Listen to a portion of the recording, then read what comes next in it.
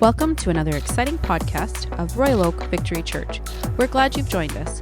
We are a community devoted to God, connected to others, and influencing our world.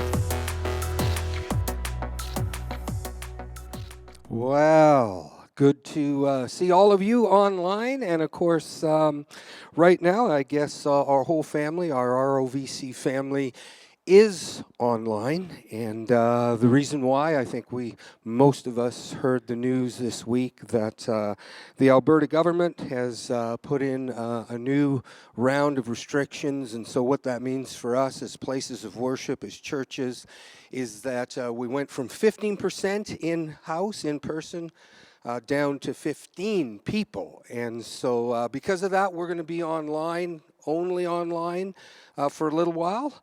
But we know that this is just a little blip, a little bump in the road, and that we'll get through it. And so keep praying for us, keep praying for our government officials, and let's keep observing, because I don't know about you, I want to get through this to the other side, where we get a little bit back to what they call normal, whatever that is. But anyway, for those of you who've been with us through the past month or so, you'll know that we've been moving in a series of messages that we have entitled Wholehearted, which is really just a neat theme. The subtitle is Transformative Practices to Living Healthier and Happier Lives. And so we've been looking at specific practices that help us do exactly that. Get a wholer heart, a healthier heart. And we have covered 4 of them so far in this series. And this morning, what I'd like to do is bring this series to a close. We're actually going to be wrapping things up. And we'll do that by looking at the 5th practice in it. And if you're wondering what the name of that practice is, we just simply call it becoming an adult. In other words, growing up. Turn to the person next to you and tell them it's time to grow up. You can put it in the live feed as well, growing up. And just a great topic, but rather than me diving in and teaching it, we thought as a service design team, we thought it would be neat if we mix things up a little by showing the session when this topic was originally given. And of course, it wasn't taught by me, it wasn't taught by Pastor Sheldon or any of our staff, but rather it flows out of a series that was given by Dr. Henry Cloud. And as I mentioned all the way at the beginning of this series, this is a series that Dr. Henry Cloud has done. And so today what we're going to do is we're going to mix it up a bit. We're going to look at him as he presents this topic. And just to give you a little bit of context of where this session took place, just so when it comes on the screen you'll know what's happening.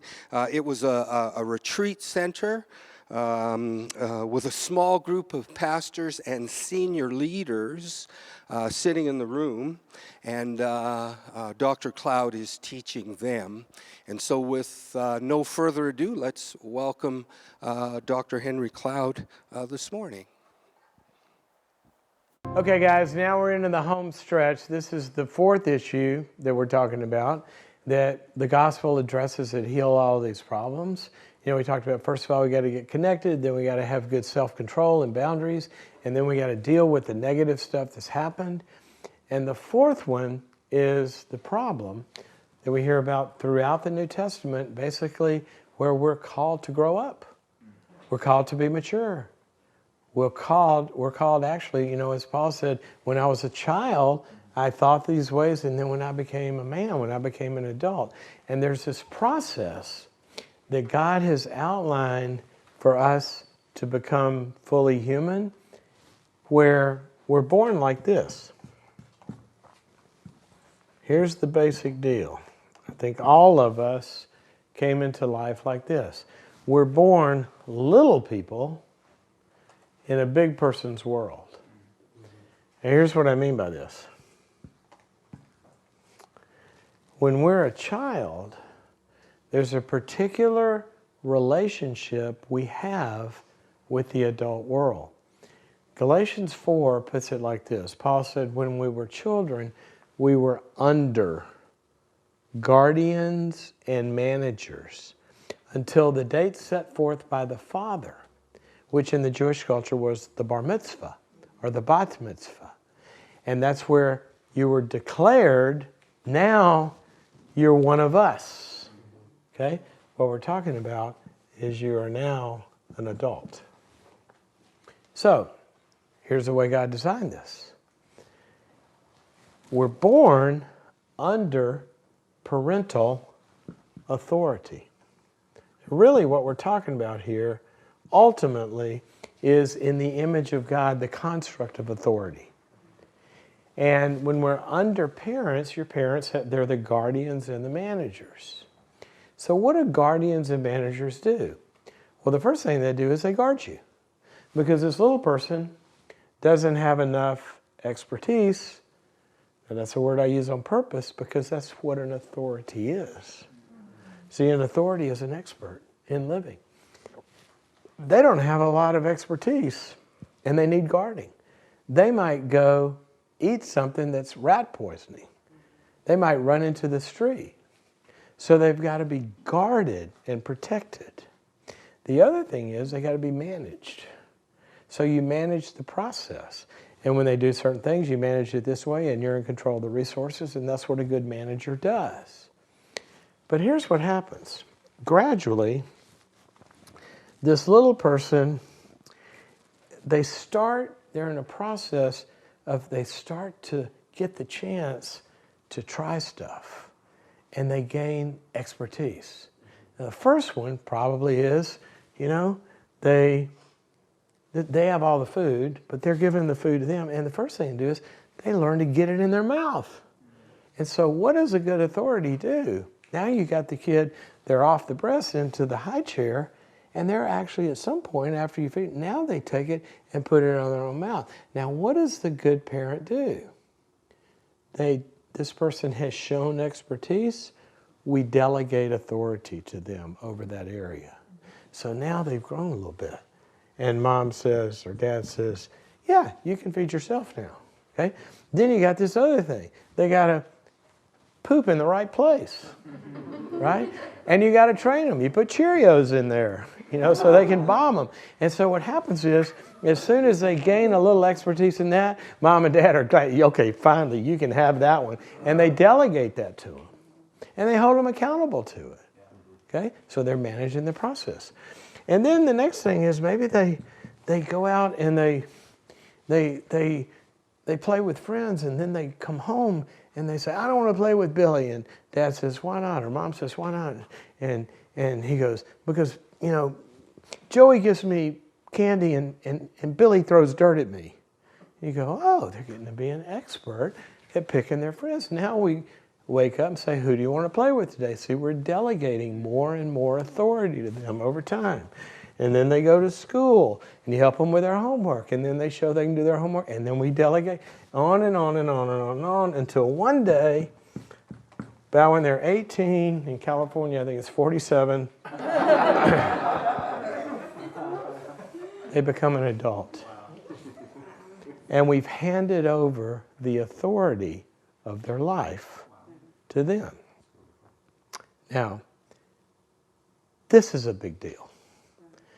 Because when somebody gets there, then one of the most destructive dynamics that a human being can have is finally healed. And that is the dynamic of making a human being your authority. God has no grandchildren. See, when we all become equals, we're all under the authority of God. But if we get stuck, and psychologically, I may be in an adult's body, but say I had authority figures that psychologically they kept me down, or put me down, or controlled me, or didn't give me space to grow.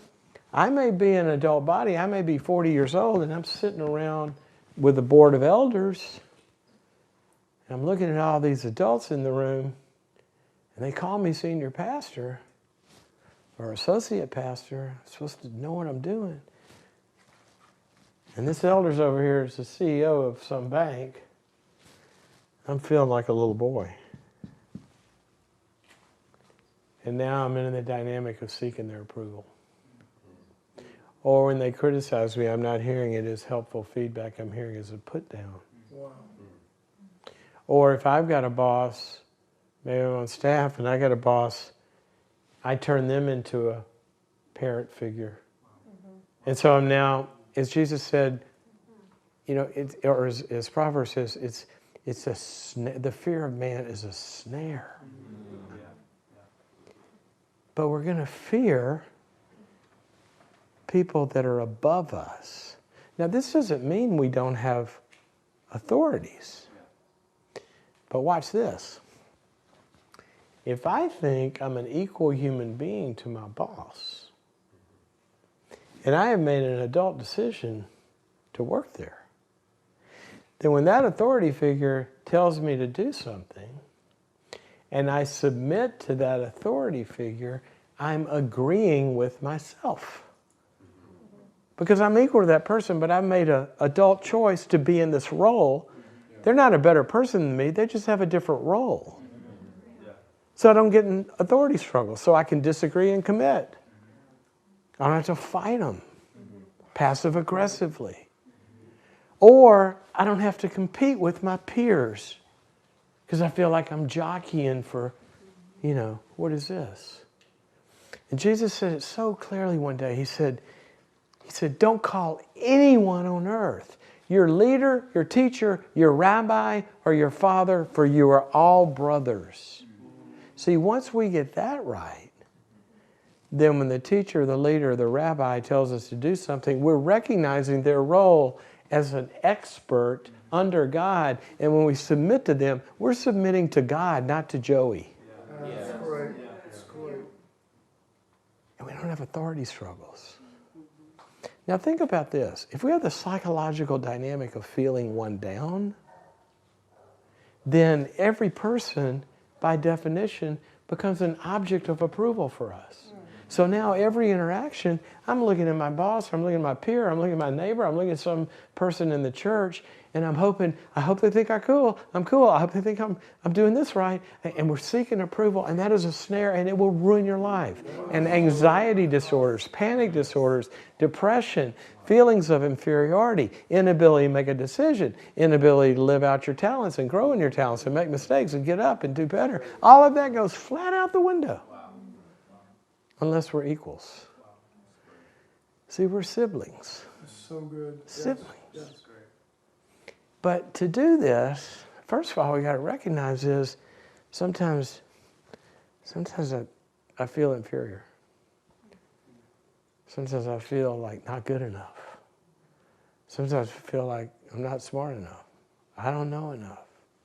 Well, if we're equals, and I say to Pastor Stovall, you know, Stovall, I'm kind of struggling in these areas, and I'm not feeling like I feel like I need to get better in this, and we're equals. See, now my brother is going to say, well, tell me what's going on. We look at it, and now we've gone from judgment to curiosity of let's solve this problem together. What do we need to do better? See, if, you know, I'm a golfer, so you got to put up with the golf stories. You know, when Tiger Woods, he was 21 years old. He has to drop out of college because there's nobody to play. I mean, they're who are these children I'm playing against? So he goes to the tour, and his first major tournament, he plays in the Masters at 21 years old, or it might have been 20. Plays in the Masters. And nobody plays in the Masters as a professional when you're 21 years old. And then nobody even makes the cut, right? Not only does he make the cut, he wins the tournament, his first one, against the whole rest of the tour. And ready for this? Not only did he win the tournament, he wins it by 14 shots. So there's the rest of the greatest experts in the world that are now on this B team. And there's Tiger. Not only that, you're 21 years old, and Nike and a bunch of other people have come and written you checks that amounted to about $100 million. I'm feeling pretty good on Monday after that time. Right? Here's what he did. He calls a coach that week, the next week after he won the Masters. He calls a coach and he said, I won, but I recognize some weaknesses this week that if I don't get better in these ways, I'll never reach my goals. And he submitted to a teacher. Now, psychologically, if you gotta always be proving yourself and better, you can't do that. That's so true. So true. You can't even get better. You can't talk about mistakes. You can't become the true expert that you want to be. So here we got symptoms. We got how depressing is it to feel one down to everybody else in life? How much anxiety is there? How many relationship squabbles are you going to have when everything becomes a competitive, I'm better than you, you're better than, and the neighbor gets their kid makes a better grade. You see all this, it's just all sibling rivalry. Because they don't know what it's like to be siblings under God. And so, how do people grow up? Well, first thing you got to do is you got to gain some expertise, and you got to realize, look, I've got a brain, and my opinions are okay. They're valid. I can be equal to whomever, and I can, it might be different, but you recognize differences as good, as okay. And this starts to change the whole system. I remember a woman came in one time for counseling, but she was about 25 or so, and I said, why are you here? She said, well, I got a sexual problem. And I said, what? She said, well, I love my husband, but my body just doesn't respond. And we have a good relationship, but it just, like I feel dead. And so I'm starting to ask her about stuff in her history and kind of doing diagnostic stuff I do. And so after about probably 20 minutes, I said, so let me ask you a question. Are there a couple of women in your life that you really look up to and really, really wish you could be like them? And she goes, oh, yeah. There's two of them at my church. She goes, how'd you know that? And I said, well, I'm a shrink. That's what I do. So I said, tell me about it. She said, well, they're so godly. These godly women, they're so, both of them, I would just do anything to be as godly as they are. And they're so spiritually mature. I said, I got it. So here's what I want you to do. I got an assignment for you. I want you to call each one of them separately, and I want you to set up lunch with them, each one individually, before I see you next week, okay? And when you go to lunch, I want you to disagree with 3 things that each of them said. And she goes, well, why would I do that? And I said, what do you mean? She said, well, I don't disagree with anything. I mean, they know what they're doing. They're smarter than me. They're perfect. I said, no, you do. You do disagree with things. I go, when they order the banana pudding, just say, I don't really like bananas, I want chocolate. When they say they like this movie, you didn't like that movie, you just say, I'd rather go to, I just want you to give your opinions, okay? She thought this was weird. She goes, okay. So the next week she comes in, and I can tell in the waiting room, she's like disturbed.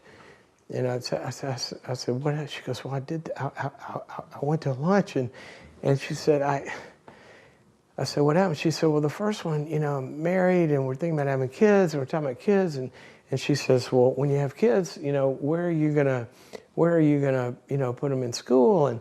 And she says, well, there's a great school in our neighborhood, this great public school, and we've been looking, and she said, the woman goes, what? You're going to put them in public? You're going to hand them over to Satan? Don't you know you're supposed to bring them up in the nurturance of the... You can't give them... Are you kidding me? And she goes, oh, yeah, I guess you're right. I better homeschool them. Absolutely, you better homeschool them. She said, oh, I didn't think about it. So she said, but then I went over to talk to the other lady. She said, you've been thinking about having kids, and school comes up, and what are you going to do? She said, well, I've been thinking about homeschooling. And the other one goes, what? You're gonna put them they're supposed to be salt and light out in the world. You better get them in the public. You can't have them in a holy huddle. And she's like, because why?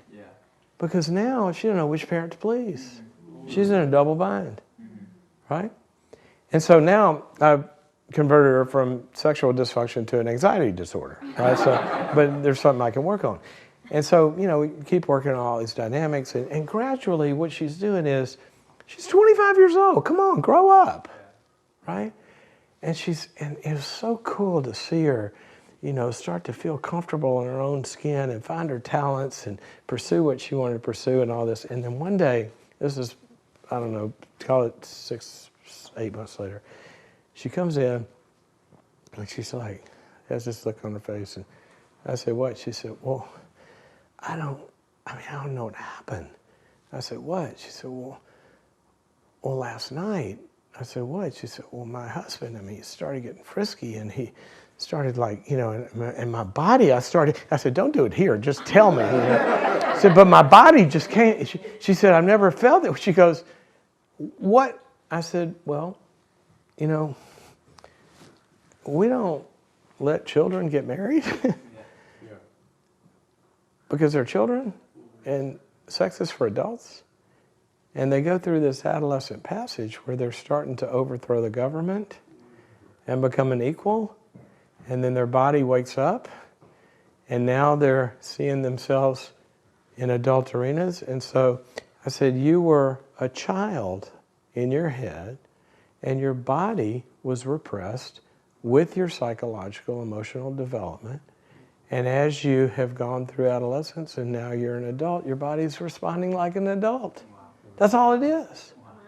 But see, this is what I'm talking about we're fearfully and wonderfully made. So you start to work on, I hear this from CEOs all the time.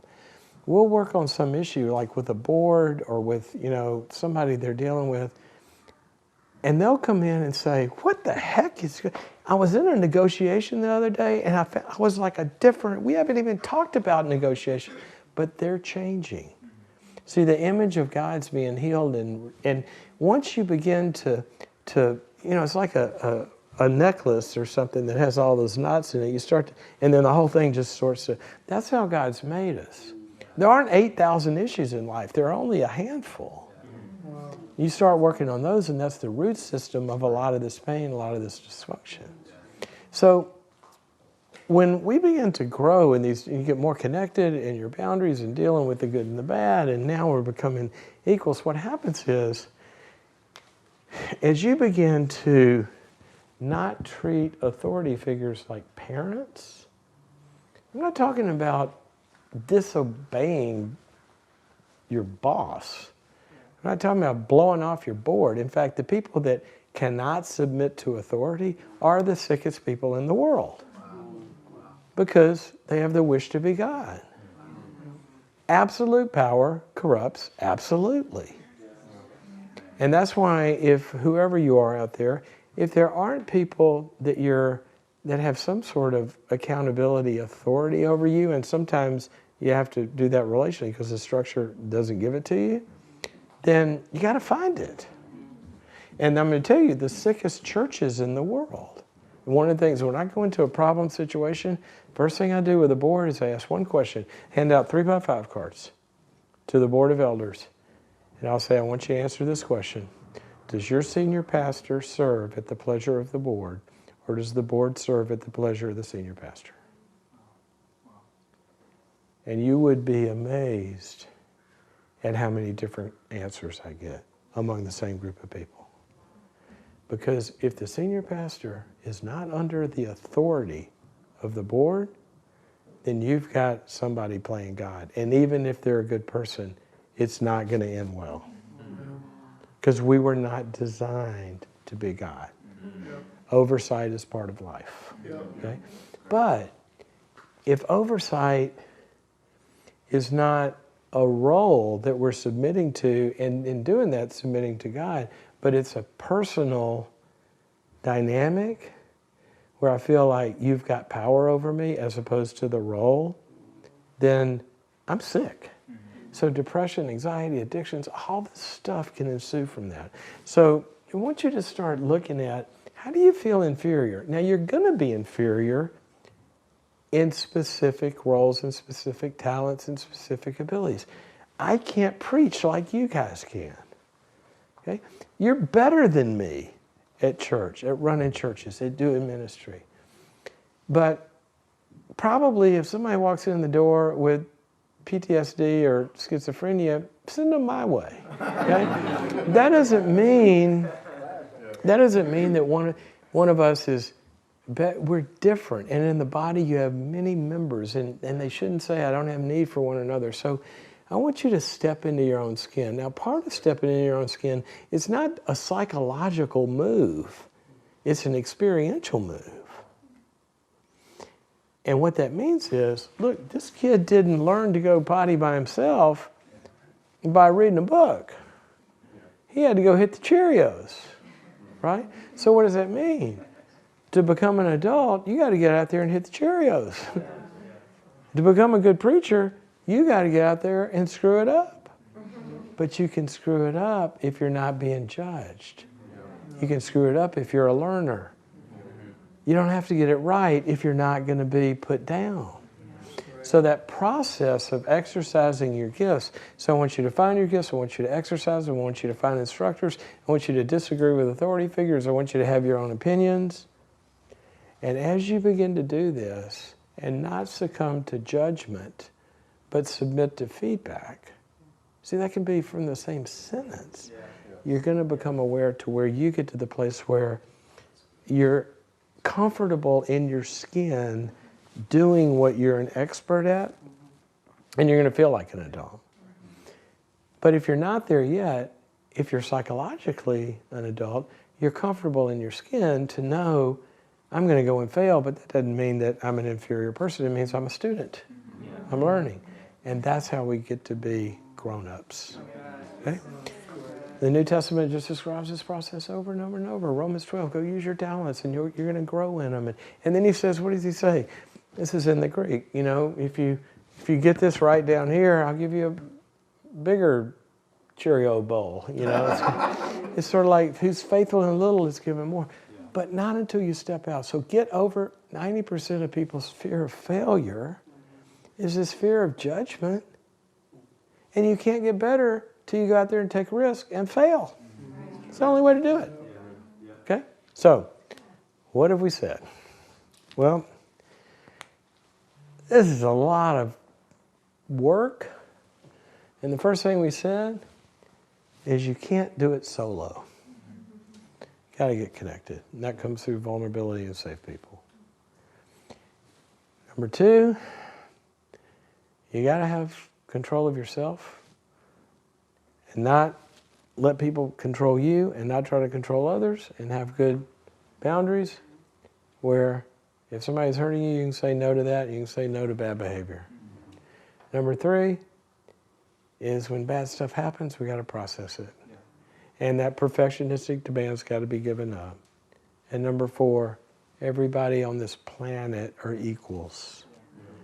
We have to grow into that equality by grasping our talents, growing in them, grasping our ideas, expressing them, being molded and shaped as iron sharpens iron. But it's iron sharpening iron. It's not a hammer and a nail. Wow. See, we're equals with our brothers and sisters in this process. And then you get to be pretty good at doing life. Yeah. And then you get to enjoy it. And what I hope for all of you pastors is that you're going through this growth yourself, but also that you're creating spaces. And like we talked about, you know, we have resources to help you do. Get people in circles just talking about these issues and healing each other. And then we're back to where we started in Ephesians 4, where you're taking these amputated fingers that are infected, you're pulling them out of the drawer, and you're reconnecting them to the body, and the body heals itself as each part does its work. And that's my prayer for you. Well, wasn't that rich, Cooper? Absolutely amazing, amazing teaching today. Yeah, and you know, the part that really spoke to me is really, I mean, all of it, but the last part where Henry said that we need to create spaces, get into circles, talk about this stuff so that we can be strengthened and healed. And really, that's what this Wholehearted series is all about. It's not just that we would do a series of messages on Sunday, but that out of the messages we would launch some connect groups. And so why don't you explain to us a little bit what that looks like? Absolutely, yeah. So these groups are all designed for healing through connection, exactly what Pastor Dave said. It's a place to have real, genuine conversations, not about the virus or the vaccine, but about God's healing power that he has for your life. And so they're going to be weekly teachings actually done by Dr. Henry Cloud, just as we just watched, so it won't be myself or Pastor Dave doing those teachings. You'll be watching videos from Dr. Henry Cloud, and he is amazing, as we all just saw. But they're going to be 7 weeks in length, and really we just want you guys to have that opportunity to experience the abundance in your mental, physical, and spiritual health. Yeah, for sure. And of course, these connect groups, they actually flow out of one of our core values. Many of you know we have 5 core values in the church. One of them reads like this: we as a church will intentionally build environments where honest, transparent relationships will lead to the process of ongoing transformation. And so really, that is our desire for everyone, is that they would intentionally begin to experience, do whatever they have to do to experience more growth, transformation in their lives. And of course, one way to do that is by joining one of these Wholehearted Connect groups. And so, Cooper, why don't you just share with us this morning or this evening, depending on when you're watching this, how do you join up for a group? Absolutely. So every single person, you're going to want to join one of these groups, and it is super easy. We're going to have 2 different types of groups. We're going to have our online groups, which will be run via Zoom, and then we'll also have in-person groups that will meet right here at the church with a maximum of 15 people as per the restrictions. And really, really easy. All you have to do is go to rovc.ca/wholehearted,